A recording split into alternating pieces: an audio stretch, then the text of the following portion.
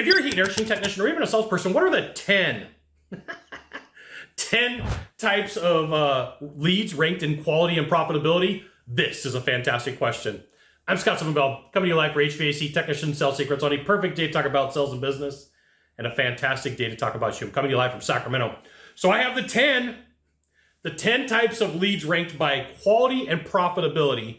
And there are a few things that I do want to say before we get into this. And the first one is be grateful for any lead. So like on the offset, you may hear like, well, Scott said that this kind of lead isn't that good. Okay, I may have said that, but I am not saying to not go through and live to your end of the bargain and run that lead like you are supposed to, okay? I'm just saying something to be aware of. Now, is this always 100% accurate?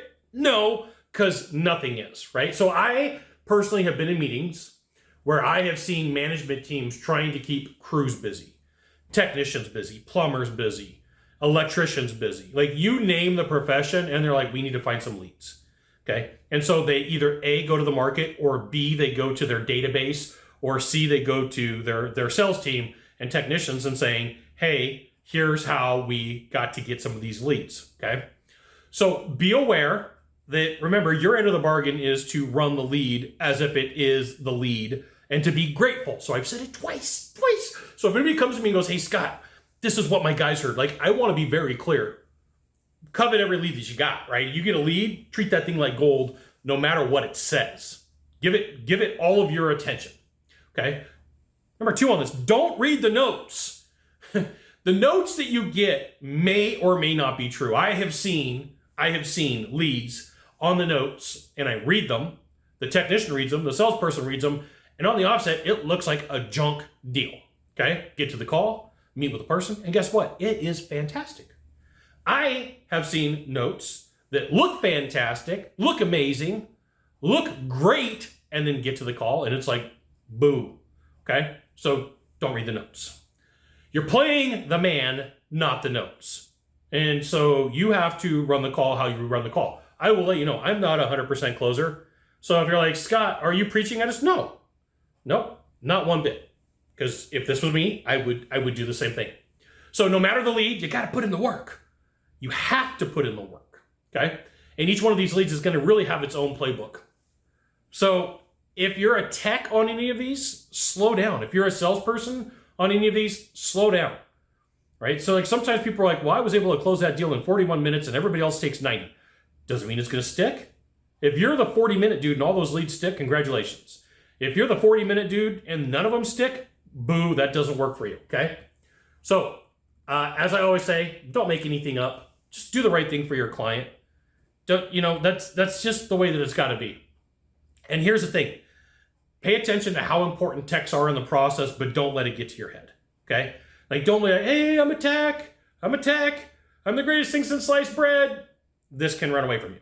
Now, this right here is why you should join HVACTechSeekers.com. I'll give you the goods, not in the Facebook group, not in the YouTube channel, which means private coaching, private training, discounted coaching, or discounted training. Just go there, drop in those pieces of information. So let's start with number 1. A tech set turnover from a maintenance member. You have a long-term client, you have a higher probability of doing business with them. Doesn't mean it's going to close? No, but for profitability, as we descend down this list, profitability tends to go down, okay? And difficulty of clients tend to go down too, right? The more we go down this list, the less profitable things could be, and the more difficult the buyer could be. Number 2, a tech set when set right. A fake lead is let's just get somebody out here. A real lead is when that person shows true intent that they want it. Number 3, a referral from a happy client or a vendor. Think about this. Somebody saying, call this company, call this organization. The vendor is like, if you need this fixed, you need to call this company, you need to call this owner. A branded marketed lead. If you work for XYZ Heating and Air, and XYZ Heating and Air is all over the news, all over the ads, all over the radio, there is a higher probability that you could charge more, okay?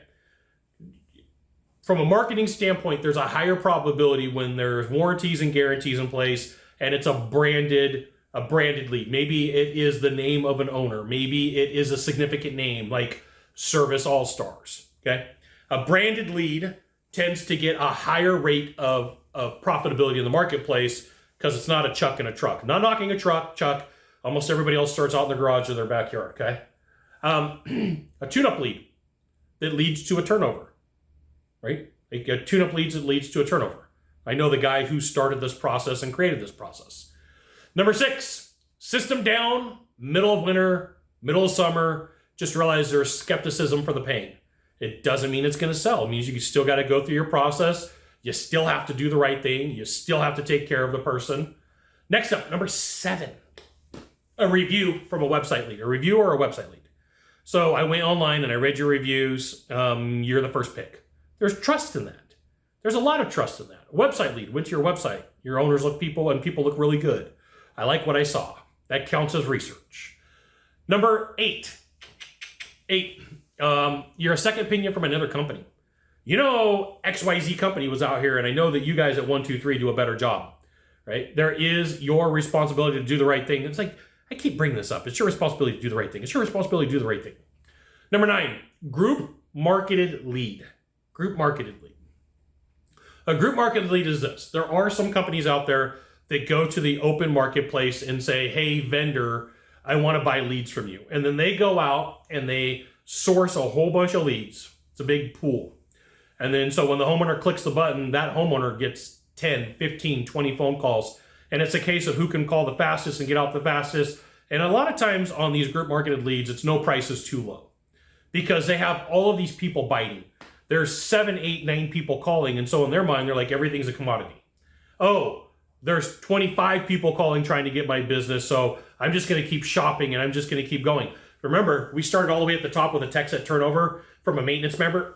Most profitable, probably going to give you the least amount of problems. And then number 10, a rental property or an investment property.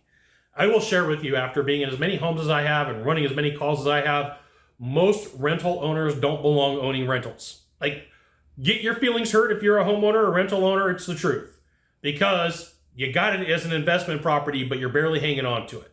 So the constant thing is just give me the cheapest thing possible, right? I got to get my clients up and running. Just give me the cheapest thing possible. I don't know how many times I heard that variation, right? I don't care about quality, don't care about service, I don't live here, right? And an investment property, well, I'm not going to live here. Like, these people don't understand is you still have to cover warranty, you still have to cover maintenance, you still have to take care of everything. I will give you a bonus one. Manager leads. That's where you show up where a tech is at and you try to flip a call and you're like, hey, I'm a manager. Like, show me your business card. Your business card says comfort consultant, design specialist. It does not say manager, right?